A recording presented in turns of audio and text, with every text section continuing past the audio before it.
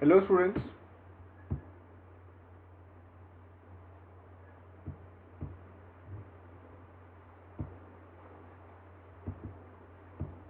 This is standard 7 physics, physical quantities and measurement. We are going to learn in this chapter physical quantities and measurement, right? So first of all, what do you mean by physical quantities? Physical quantities. What do you mean by physical quantities? See, quantities which can be measured, right? Like for example, mass, length, time, right? So these are, means it's not only these three, there are many. So these are the general physical quantities, like you must have learned density, right? So these are the physical quantities which can be measured, right? It's kind of physical property of that particular material, right? So that is the meaning of physical quantity, right? What do you mean by measurement? What do you mean by measurement?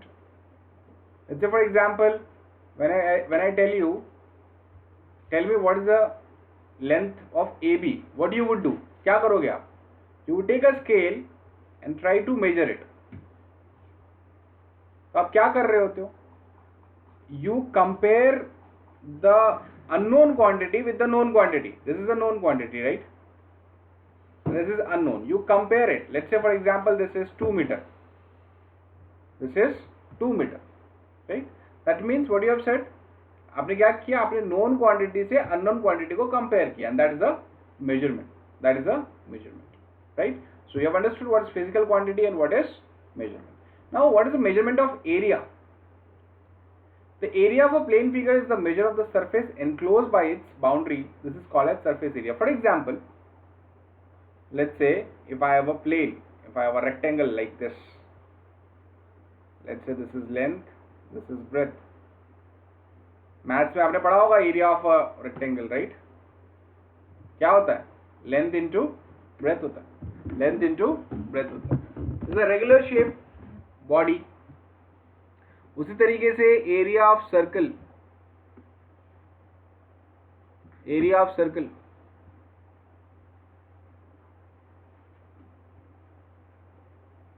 that would be pi r square, pi r square, right? So these are the regular shape objects जो भी आपके objects हैं जो mathematically आपने कहीं ना कहीं पढ़ा होगा in order to measure the area. उसी तरीके से let's say if I have a square of size A, so what would be area in this case? Simply A square, simply A square, right? Now measurement of irregular shape of body. देखो regular shape वाला तो देखो mathematically आपको पता है, maths का formulas आपको पता है, आप आसान से निकाल लो. What about irregular shape body?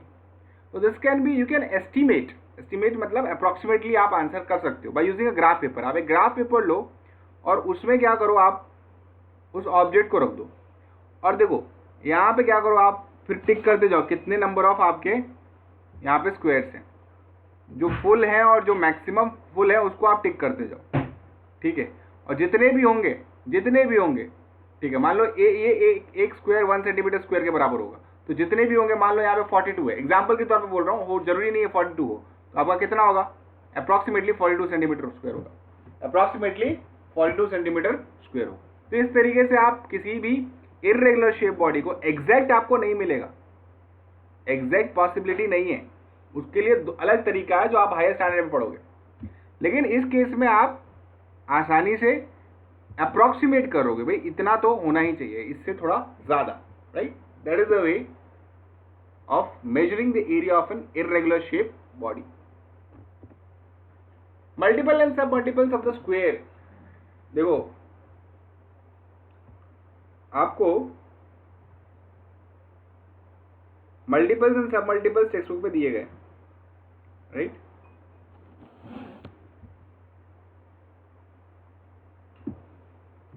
जैसे कि 1 किलोमीटर स्क्वायर क्या होता है, देखो 1 kilometre square is 1000 metre into 1000, metre में कन्वर्ट करना है तो कितना हो जाएगा।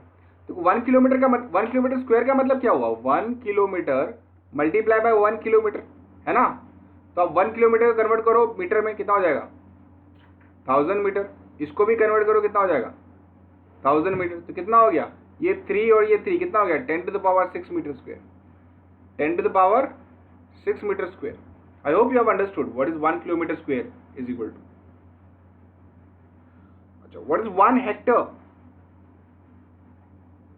1 hectare is 100 meter into 100 meter, which is 10 to the power 4 meter square, which is 10 to the power 4 meter square. Then comes submultiple. Submultiple means, you know, what is 1 decimeter square? This is decimeter. See, 1 decimeter is can be written as 1 decimeter into 1 decimeter, right? Now 1 decimeter is 1 by 10 of meter. Now this is 1 by 10 of meter. So this turns out to be 10 to the power minus 2 meter square.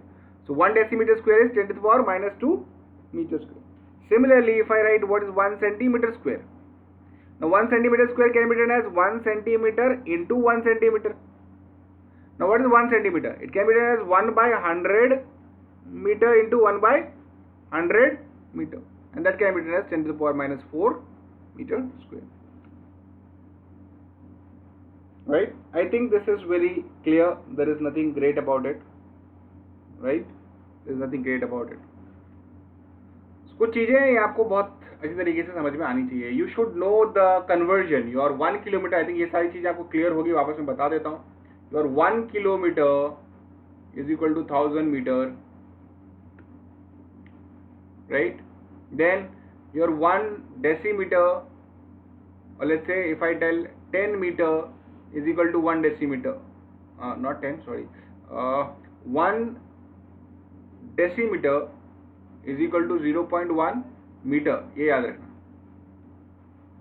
ठीक है. Similarly, your 1 meter is equal to 100 centimeter, right? ये कुछ चीजें हैं जो आपको याद रखनी है. Then measurement of volume. Volume क्या होता है? The space occupied by an object is called its volume. ठीक है. अच्छा, यहाँ पे SI यूनिट क्या है? मीटर स्क्वायर है, याद रखना, मीटर स्क्वायर. एरिया का SI unit, SI unit, SI unit for area is metre square. SI unit for area is metre square, right? The measurement of the volume. The space occupied by an object is called its volume. The SI unit of volume is meter cube. The SI unit of the volume is meter cube. Right, ठीक है. Volume of a regular shape body, देखो maths में पढ़ा होगा आपने, ठीक है, पढ़ा होगा. मान लो कि ऐसा एक क्यूब है,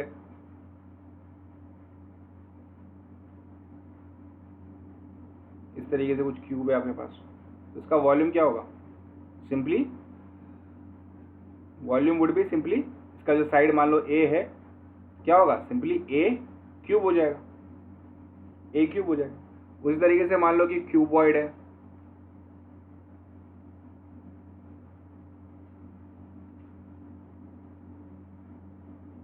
मान लो ये आपका क्यूबॉइड है, तो वॉल्यूम क्या हो जाएगा? Length into breadth into height, है ना. मान लो स्फीयर है, क्या होगा वॉल्यूम इसका? 4/3 पाई आर क्यूब. मान लो सिलेंडर है, सिलेंडर है, क्या हो जाएगा? Pi R square H. So this are the mathematical formulas of regular shape body. किसी बॉडी का रेगुलर शेप का अगर आपको वॉल्यूम निकालना है तो आप इस तरीके से निकाल सकते हो, right? Measurement of the capacity. देखो, आप फ्लूइड की बात करो, लिक्विड की बात करो, लिक्विड में, लिक्विड की अगर वॉल्यूम निकालना है तो कोई रेगुलर, आप क्या कर सकते हो, उसको किसी वेसल में डाल सकते हो. तो जितना उस वेसल का वॉल्यूम होगा उतना ही वॉल्यूम ऑफ लिक्विड होगा, right? So volume of liquid या वॉल्यूम ऑफ फ्लूइड या मैं कहूँ वॉल्यूम ऑफ, यहाँ पे मैं लिक्विड की बात करूँ, volume of liquid would be equal to volume of vessel, volume of vessel, and this volume of vessel is the measurement of capacity. ये कुछ ऐसे है, देखो इसको आपको ये मेजरिंग जार कह सकते हो आप, राइट, मेजरिंग सिलेंडर कह सकते हो। आपको मेजर करना है भाई ये कहाँ तक है, तो आप यहाँ से मेजर कर सकते हो कितना है। देखो ये मे बी ml में है, मिलीलीटर में है, ठीक है। आपको ये बताना चाहिए your 1 litre is equal to 1000 ml, ये बताना चाहिए आपको, या 1 litre is equal to 1000 cubic centimetre. So litre is the volume, liter is the volume of measurement, liter is the unit for volume, liter is the unit for volume, ठीक है। तो याद रखना लिक्विड का वॉल्यूम देखा होगा ना आपने, ml में आता है, right. So 1 litre is equal to